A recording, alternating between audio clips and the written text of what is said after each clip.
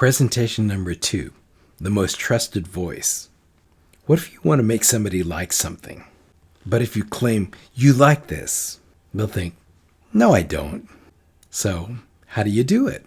Such claims are best coming from a trusted source. But if you're not yet a trusted source, how do you do it? Their own brain is a trusted source. It is better if you can get them to say to themselves, I like this. Can you lead them to this by listing facts?